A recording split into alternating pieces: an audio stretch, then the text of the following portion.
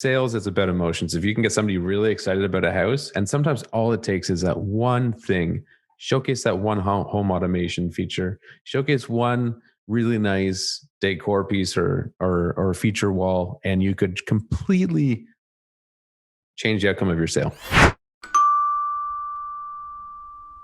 All right. Hello. Welcome to episode 139 of KT Confidential, the real estate podcast. We're your host. I'm Ariel. He's Adrian. Today, we're talking about what buyers really want in 2021. And this was my idea. Nobody commented. So just to nobody understand, sent so would in. another, just to understand the context of the conversation. Well, that's what I was just going to say. But go ahead.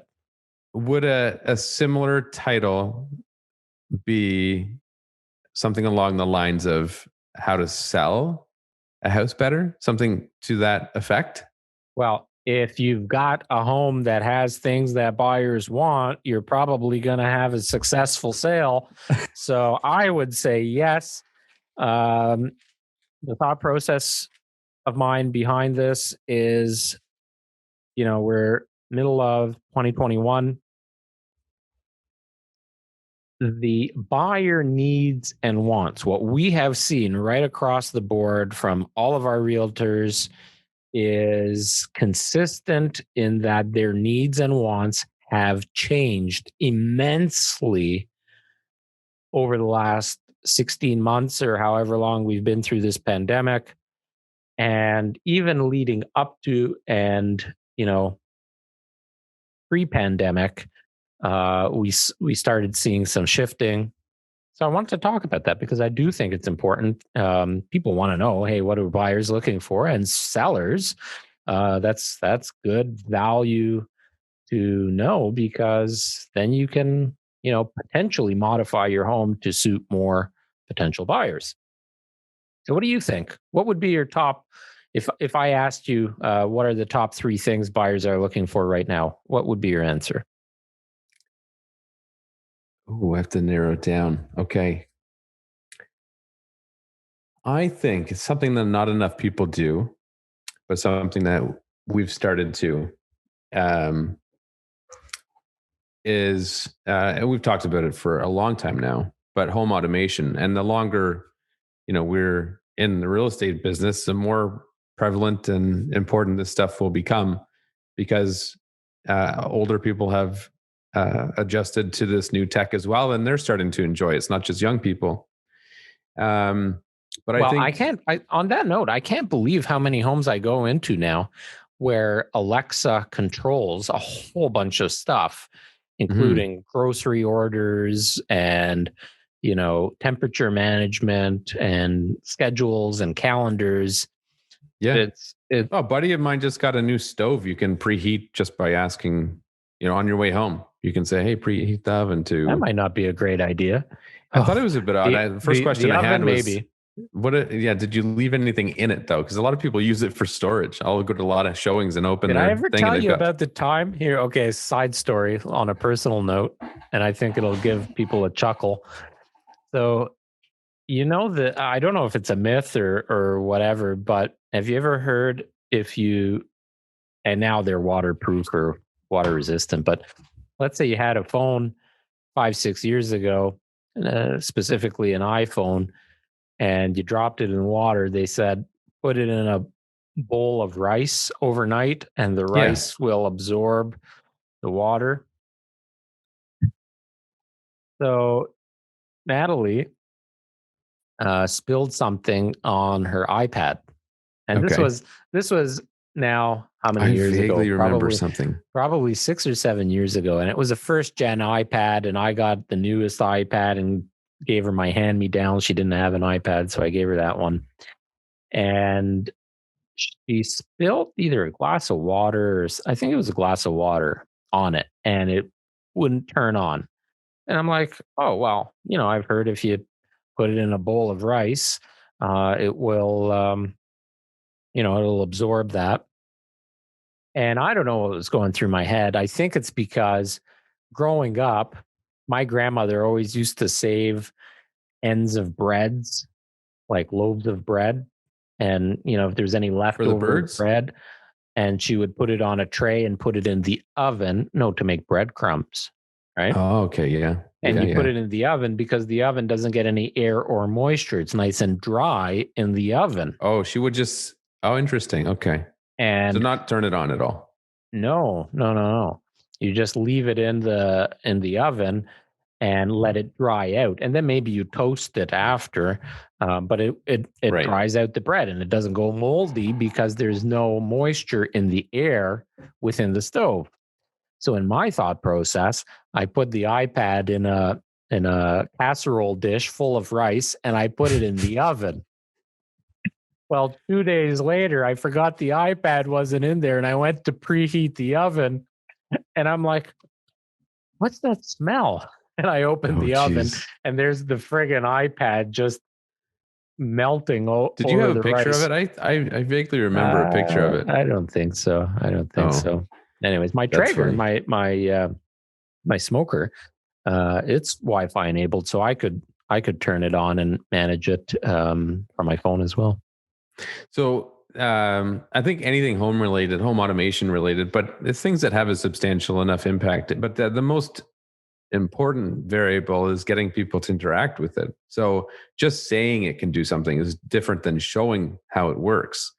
So if you have automated blinds that can go up and down at the press of a button or using voice commands, make sure you have the Google Home or Alexa or whatever you're using on display with a sign telling people how to do it so they can see exactly how it works. Because that gets people very excited. And most people, the few exceptions from my experience, most people love that stuff. And a lot of that stuff, those are nice to haves, not must haves in most cases. I think this is the evolution now of homes, because if you think, and this is maybe going back to our days of selling cars, when you go to buy a car, you want to see all those features, right? How does it work? Hey, Mr. Customer, let me show you. Automatically, you can turn the blinds up in the back seat so your kids aren't getting sunburnt on a long drive. Just push this button right here. Right. Well, I was sold on my last two cars by driving it, not by looking at it on the lot. Right. If you can't put it to use. But for years, selling a home was more or less, here's the living room, here's the kitchen. Now it's getting a little bit more specific and more detailed and more interactive. And I think it's great. I think, okay, so that's number one, tech and innovation. Yes. So home tech, but actually getting people to interact with it. Yes. Another thing is just having one feature of some sort, of like a feature wall or a nice, it could be even decorative, but like a barn door or something that adds a lot of character to the space. And it doesn't have to be expensive. We sold a house last year where in the kitchenette, dinette area, whatever, they had one wall which had laminate flooring, and it was kind of like an old barn board flooring look to it. And he literally, I mean, I probably wouldn't have done it this way, but they literally just took brad nails and hammered it to the wall. And unless you look close, you couldn't really see the nails. And in the photos, it looked phenomenal, and in person, it looked great. And here's the thing, though, and I agree, having a nice design feature. Mm-hmm. But do your homework as to what's trending in the marketplace. Well, this is the problem. Go into a magazine and go online onto some of the whatever sites you want to go to if you want some ideas. I mean, send us a message, but don't do it to your tastes, because what you like, somebody else might not like. It's very subjective, and make sure it's done right. There have been so many times, like I've seen quote unquote feature walls that the homeowner went down to Structube, bought some of the wallpaper, feature wall wallpaper, and slapped it on there, and it's the wrong color. It it wasn't installed nicely. There's no artwork or anything that's on that feature wall, and it just looks awful. Yeah.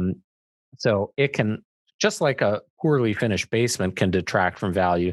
If you do a feature wall wrong, it can put a bad taste in somebody's mouth. But yeah, like shiplap is very on trend right now for feature walls. Barn wood, reclaimed wood of some kind, is still very much on trend. Yeah. A lot of the Certain, stuff is very affordable. Like if you've yeah, got an older home with oh for a brick sure. fireplace that's just really dated, you can paint the brass on it very easily. You can paint the brick. You can throw up a new mantle. Like these are very affordable changes that can completely convert the house and change a buyer's perspective of it. And then I would say my last thing is probably light fixtures in key areas. You get a nice hanging chandelier in the dining room or master bedroom or wherever. It can go a long way, and it doesn't have to be fancy either. Like you can get plug-in wall hanging sconce lights from IKEA to go on either side of the master bed, and it just really elevates the space. For me, now kitchens are still, and usually are, of pretty good importance to most buyers. But we've seen a shift in the colors of kitchens. 10 years ago, having a black or a dark brown, black was really in 10 years ago. Not so much anymore. Now buyers want, and same thing with floors. Well, let's talk cabinetry. They want that bright and airy feeling. White never, some people say, oh, I'm so tired of seeing white kitchens, but white never really goes out of trend. It depends on the cabinet styles. But what's come in a lot now are a little bit of the off whites, right? Like the creams, but like stylish designer colors. Also blues and grays. Blues and grays as maybe lower cabinets or island colors have been very much on trend, and buyers love to see that. However, it has to be complemented with the right countertop and the right backsplash.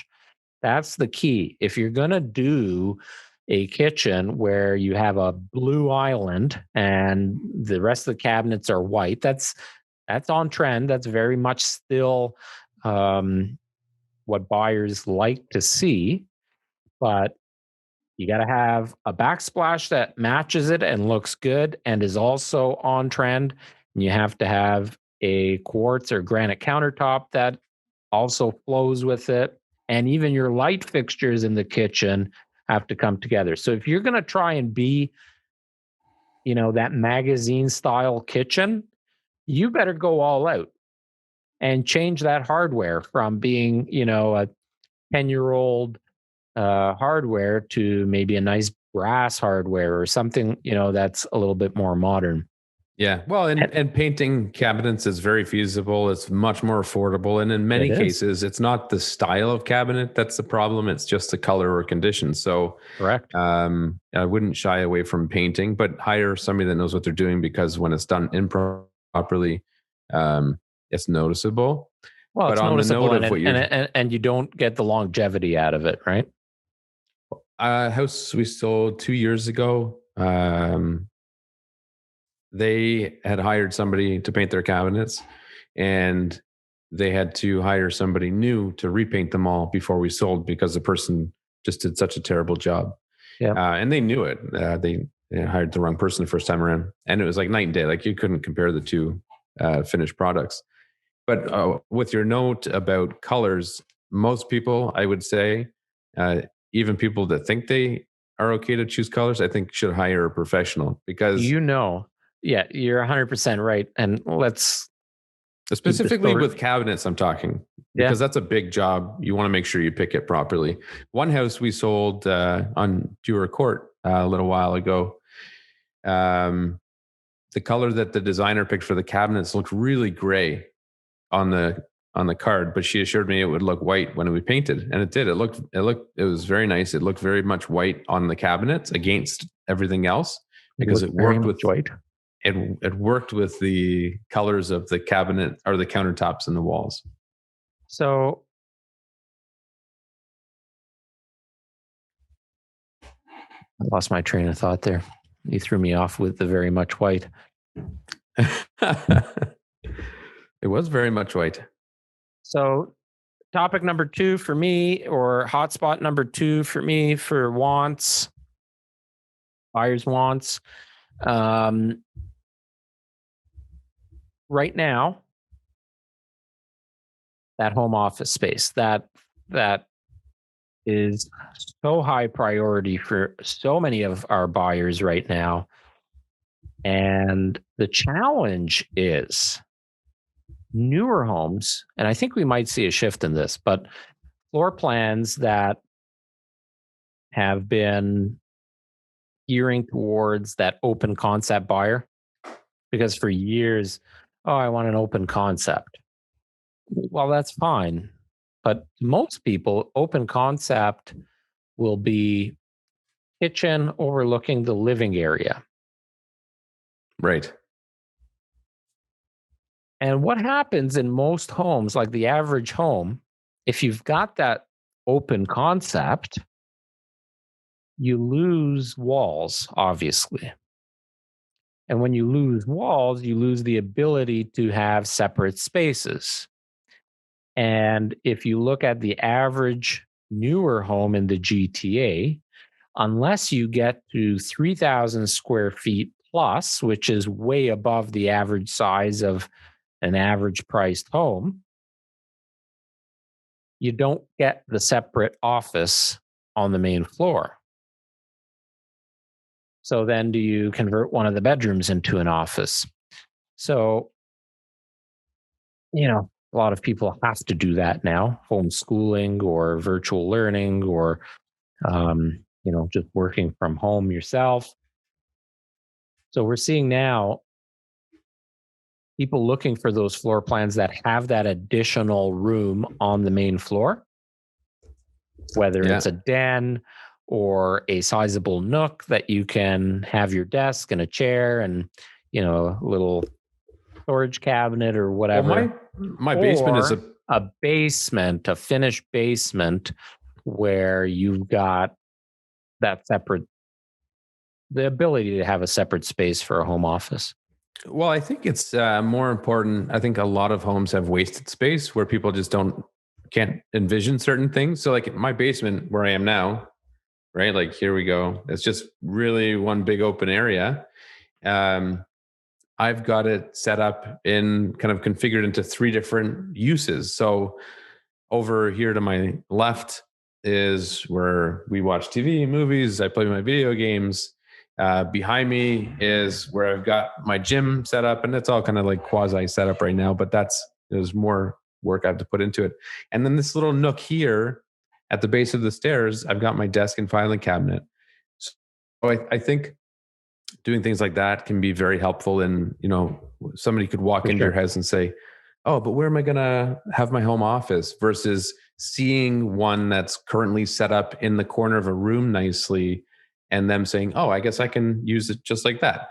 And to achieve that extremely successfully, people should consider built-in things. So my plan down here is to shift things around a little bit and have a built-in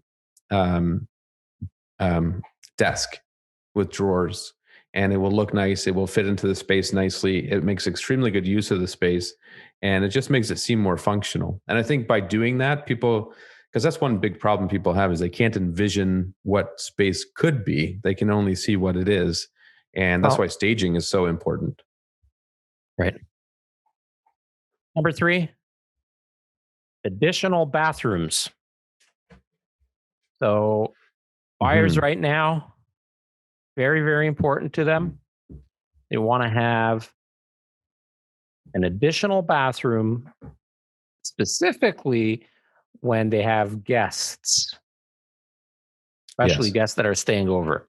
So if you are finishing your basement like you did in your basement, Don't just put a 2-piece bathroom in there. Put a full bath and make it nice. And, anytime I've shown properties where there's only one full bath, that's the first thing that comes up in people's minds is, well, I don't want to share a bathroom with my kids, first of all. And secondly, where's grandma gonna bathe? Where's Uncle Bob gonna bathe when he comes over? Right? Grandma and Uncle Bob. But that's very true. As if you're buying new construction and the particular home you're buying has the option to add another bathroom, whether it's a second full bathroom on the main living or the bedroom full level, or a larger home that can go from 2 full bathrooms to 3, I think those are always worthwhile investments, unless it's detrimental to the layout. Yep. In which case it's usually not. There you go. But I would say those are definitely worth Those are my top 3. Modernizing your kitchen. Get that dedicated office area, huge on buyers lists, and lots of bathrooms. People want a lot of bathrooms right now. And yours were home automation and electronics. What was the other 2? I forgot already. I forgot. I became if you're listening or watching, excited go about back, yours. Rewind. Lights. One was lights. One was home automation. And the third one, I don't remember. Oh man, it's been a long day. And we did this podcast on a whim. It was a topic that I wanted to talk about because a lot of sellers ask me, we get that asked all the time. Oh, and a feature wall or a feature of some sort. The feature wall. Yes. But always get a designer's input. I'm telling you, if you have all those 6 things we just talked about in your home, you're going to do really well. Hey, listen, with the right marketing plan. I'm not a big fashion person by any stretch of the imagination, but if people are listening and they are, it's the same concept as you can have one article of clothing that's super nice and pair it up with some cheap stuff, and it all comes together nicely. You can have a really nice house, and if you can just like that time I convinced you to buy that jacket at Holt Renfrew, and it looked so good. It looked so good on you. Wore it. And then, you wore it quite a few times with different things. Yeah. But, if you can just sales, just to finish it on this, sales is about emotions. If you can get somebody really excited about a house, and sometimes all it takes is that one thing, showcase that one home automation feature, showcase one really nice decor piece or feature wall, and you could completely change the outcome of your sale. Thanks for listening. Episode 139 of KT Confidential. Leave your comments and we'll answer your questions in the next podcast. Thanks for listening.